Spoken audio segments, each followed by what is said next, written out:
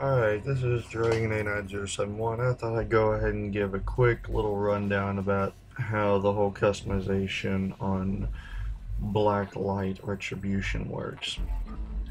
As far as profile goes, titles, emblems really don't actually titles don't matter. Emblems allow you to customize your pretty much how everyone sees you in your little patch right there. And there is a lot of different customization as far as the symbol goes. They actually have some pretty funny ones, including a few of the you consider derp faces. Now, emotes, you can buy some of them. They're listed all right there. You press T, the default key to taunt. Announcer, I really haven't seen anything else than that, and same thing for voice. Now, as far as the emotes go, not a lot of people know about this, but there is a emote pack that you can buy. Taunt chance pack. It has the chance to claim any of those. A lot of them are pretty cool. I don't own any of them, but some of them actually are pretty cool. And anyways, back to the customization. The nodes, I'm not exactly 100% sure how you get nodes. I know that I get some every now and then whenever I win games. I don't know if you get some when you lose, but this is just a list of the nodes. You can have 5 nodes equipped, and there are 5 levels of them, and so far I've only found 2 ranks.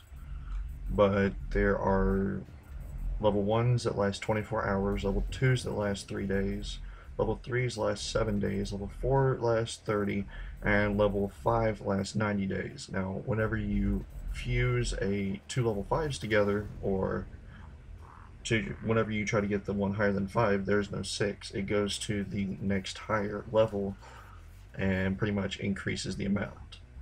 This is a common movement speed, it has +5, a uncommon is +10. Weapon recoil -4 for uncommon, -1 for common. So you can see how it would benefit to go ahead and fuse the nodes together to go and try to get those higher ranks. Now, as far as the equipment goes, as far as the helmet goes, as far as the armor goes, there is health stat, stamina stat, run, HRV, and recharge. Health, obvious. Stamina, how long you can run for. Run, obviously your speed. HRV is how long you can keep it active. And the recharge is obviously how fast you recharge it. Now, the build I have is a tanking character that will allow me to recharge my HRV fast, because if you just tap it, then you can get a quick picture of it and it'll recharge fast, allowing you to be able to use it again. Now, as far as the back items, obviously there's none. The revival injector allows you to revive a fallen teammate unless they were killed by the explosive ammunition. Repair tool allows you, I really have never used it, but allows you to repair mechanical devices. Ammo pack is one of my favorite ones because it'll refill your entire ammo for your primary, your secondary, and all your throwing items. I do not know if it gives you more ammo for rocket launchers and all that, and all the depot items, but I do know that it will refill all the items you have on you up to max. Healing injector allows you to heal a teammate or yourself for half as much. Protect your hard suit weak point, so if you like a hard suit, then you can use that. Or the HRV ping. I've never used it, but I'm pretty sure it's extremely helpful considering you cannot use HRV while on hard suit, and I guess this would allow you to. I've seen the cloak. The cloak will make you become completely invisible. Well, not completely. You can tell a little bit that the person is there with a small outline, but that's only to the naked eye. If someone uses HRV, you can see them completely. The barricade, you can use it as a shield. It also protects your back while worn, or you can also deploy and use it as cover. Frag grenade, you have standard. Mark 1 knife is standard. It's low damage, high fire, high attack rate, and small range. I'm not too sure about the EMP grenade. I'm pretty sure it acts pretty much like a flashbang compared to other games.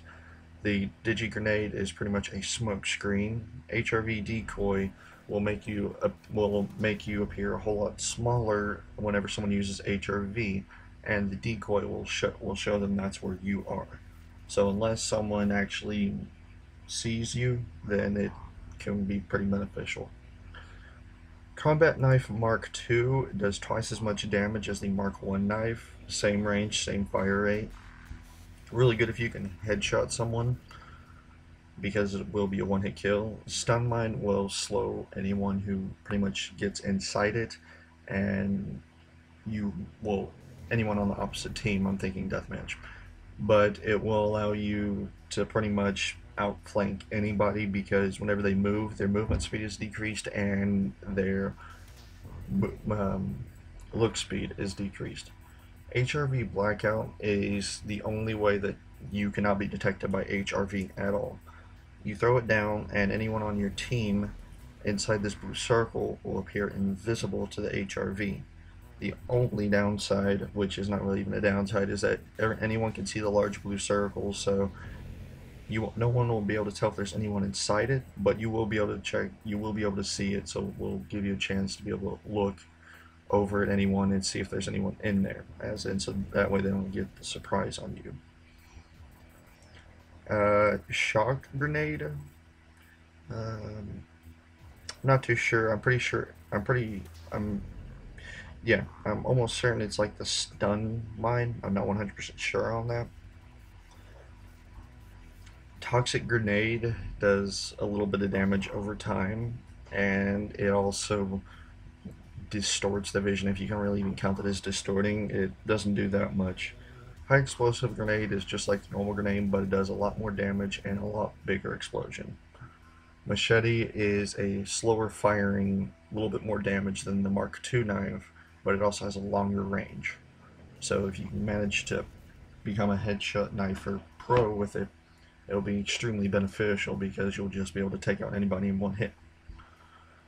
Proximity mine, it's an explosive version of the other mine. Anyone that goes near it, it'll explode. Very, very useful for capture the flag, domination, things along those lines where you have to defend or capture points. Or if you're good enough, you can do it in deathmatch and just hide it in corners when people run by. Breach Hammer is a one-hit kill melee weapon. The only thing is that it attacks slow and it has the range of the knife, but it does one-hit kill. Ammo refill comes free, refills your ammo. Health refill refills your health. Flamethrower, considered a noob weapon by many. It shoots out a flame, it burns enemies, and you can also burn someone out of the hard suit. Which is really the only reason to use a flamethrower, in my opinion, is to burn somebody out of the hard suit. Otherwise, it's just considered a noob weapon. I'm not a fan of the hard suit, but it has a lot of armor. It has a minigun and railgun in it. The only downside is there's no HRV unless you have the backpack for the HRV ping, which I've never used it, so I really can't say how good it is. But also downside is you can be burned out of it with a flamethrower, and then someone else can take it. Not too sure on the heavy weapons refill. I've never really seen it used. Armor Stinger, standard armor penetrating rocket, good for against hard suits or any like turrets. Also can be used for people, but well, that's what this thing's for, the anti-personnel. Whenever it shoots, it will explode shortly away from them and pretty much do a spray of rockets over a small area, doing a lot of explosive damage around the area. So it's good for taking out large groups of people.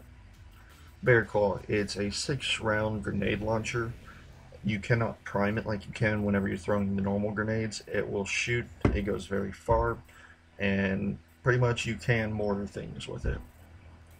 This is one of my favorite weapons just because, well, the minigun and the player HRV, I've gotten 24-1 with it, well, with the help of it, and, well, it's pretty much a badass weapon. Turrets are very, very useful for covering your back. If you're a camper, you can throw down the HRV Blackout and a turret for one of the pathways behind you, and you can keep another way covered by yourself. I have seen the airstrike before. It is pretty cool. It pretty much shoots out this little dart, and an airstrike, it'll rain